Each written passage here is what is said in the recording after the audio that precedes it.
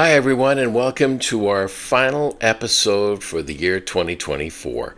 And we have our end of the year program for you, and we have an episode of all the people that we interviewed throughout the year and some of the topics of stories that we covered as we head in through 2024. So we're going to be talking about that. We also have our Irish Saturday, and we also have a webinar for the month of December. So let's get right to it. And our Irish Saturday for the month of December will be held on December 14th. So stop on by the Hoffman Research Library, which is located at the Minnesota Genealogy Center in Mendota Heights, Minnesota. Now here's an opportunity to get some of your Irish research questions answered. The Minnesota Genealogy Center is located at 1385 Mendota Heights Road, Suite 100. You can also stop by the library during regular business hours. And to find out more about the library and hours of operation, go to the website at mngs.org. And our last webinar for the year, our December webinar, will feature Dr. Thomas Finan from St. Louis University. His topic is called The Medieval Origins of Irish Genealogy, an Archaeologist's Perspective. This presentation will be held on December 7th. The webinar is free and open to the public, but you must register. The webinar will begin at 10:30 a.m. Central Time and last until noon. Dr. Finan, whose ancestors come from Roscommon, will explore how the medieval Irish established the ancestry and heraldry that we pursue today. Many source records remain accessible today, including documents, maps, and landscape information. Dr. Finan will also discuss a dig in Roscommon on Castle Island, where they unearthed the mysteries from 13th century Ireland. Dr. Finan is a professor of medieval history and archaeology at St. Louis University. Again, this is a free event and open to the public, and you can register at IGSI's website, irishgenealogical.org. Well, since this is our last episode of the year, we have a segment that we like to refer to as our end of the year segment, where we talk about all the people that we had a chance to interview throughout the year and some of the topics that we cover. And some of them were really interesting, I think, as we head in through 2024. So here's what our end of the year episode. I can talk about the Irish experience here because I have lived it and I'm living it. Mm-hmm. And I've lived it in areas other than, Boston, New York, and Chicago.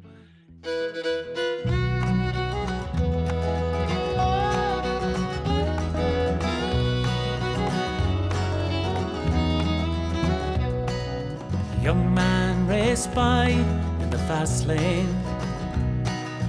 It wasn't long till we met again. He was overturned on the smoking side of the road. I pulled him out and I said, I'm sorry. You were going so fast, you had to have been worried as soon as you hit the turn round here. Either way, I have a little kettle in my Coleman to burn her full and go. We'll have a cup of hot chocolate while we're waiting here. Have a cup of hot chocolate, the ambulance is near. It won't cure your pains and aches, broken bones or minor scrapes. It's just something that might get you through the day. I was walking my beat the other day. An old woman passed my way. She was loaded down with groceries stumbling up the hill, and an angry dog, he was nipping at her heels. She missed the last bus home, but I'd help her out. What else can the country's finest do? Only do unto others as they would do to you. And so I whipped up my favorite midday brew. Have a cup of hot chocolate, I'll get you a ride home. Have a cup of hot chocolate, into the squad car off we go. It won't cure your pains and aches, your dog bites or minor scrapes. It's just something that might get you through the day. Oh, you know I like hot chocolate.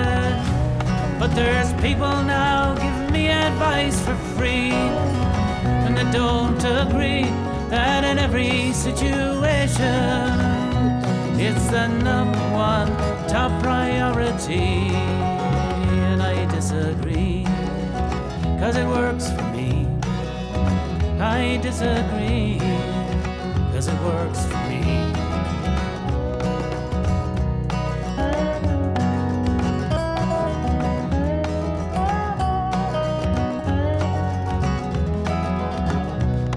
I taught high school above in Maine. A new girl, she came in one day. She had a hood up around her head.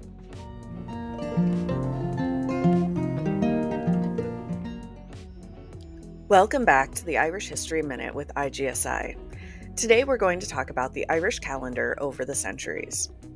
Currently, Ireland uses the standardized Gregorian calendar that most of the world uses.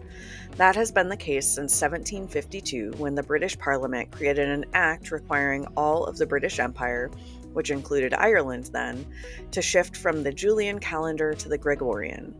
The Julian calendar was created in 46 BC by Julius Caesar and was introduced in Ireland beginning in the 5th century AD as Romans brought Christianity to Ireland. The Irish, however, often resisted calendars put upon them by outside forces such as Rome or England, and maintained connections up through today to the seasonally focused calendar of pre-Christian Ireland. When the Julian calendar was introduced, for instance, the Irish created unique, distinct names for each month that are still in use today, but they're not all direct translations of the Latin month names.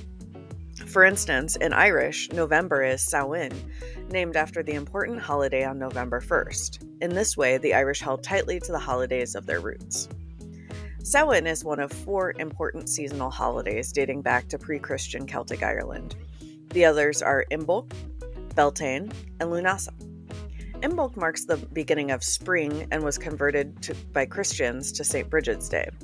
Beltane was a festival holiday held around May 1st, where rituals to protect cattle and crops were performed and bonfires were lit.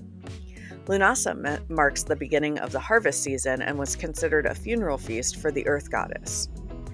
Samhain marks the end of the harvest and the beginning of winter. Samhain is mentioned beginning around the 9th century in Irish literature, which explains that there were large feasts and gatherings to celebrate as well as bonfires. That's it for today's Irish History Minute. If you liked this installment, don't forget to follow us at @IrishGensi.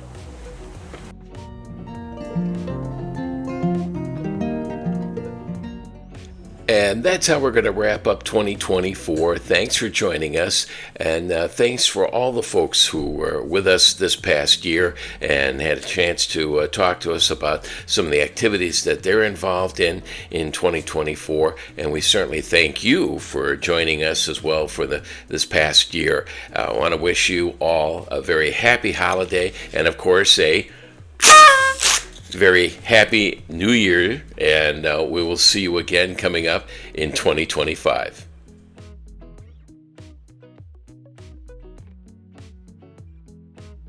As we head into the end of the year, the Irish Genealogical Society International needs your assistance to continue our important mission by reaching our fundraising goal of $10,000. Every donation, regardless of size, helps us reach our goals and enhance what the IGSI can offer. Your support will go towards exciting new and ongoing initiatives. Thank you for your donation. Are you a member of the IGSI? You're not, but you'd like to be? Here's all you have to do. Head to the website at irishgenealogical.org.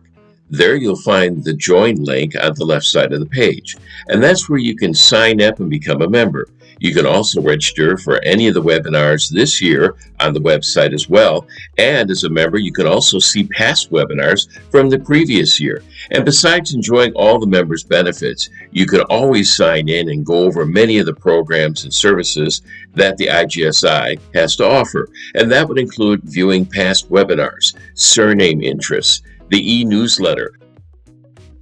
Would you like to be a volunteer at the IGSI? Here's all you have to do. Get on the website at irishgenealogical.org. and scroll down to the volunteer link. There you can see all the options that are available to you. That would include helping out with the Irish Fest in Minnesota, or any of the social and educational programs, or you could even help out with the social media platforms and podcasts, or the SEPS magazine and Genialis newsletter. Just click on the Volunteer Now link and sign up. For more information about the Irish Genealogical Society International, go to the website at irishgenealogical.org. And for questions regarding the podcast, send an email to podcast@irishgenealogical.org.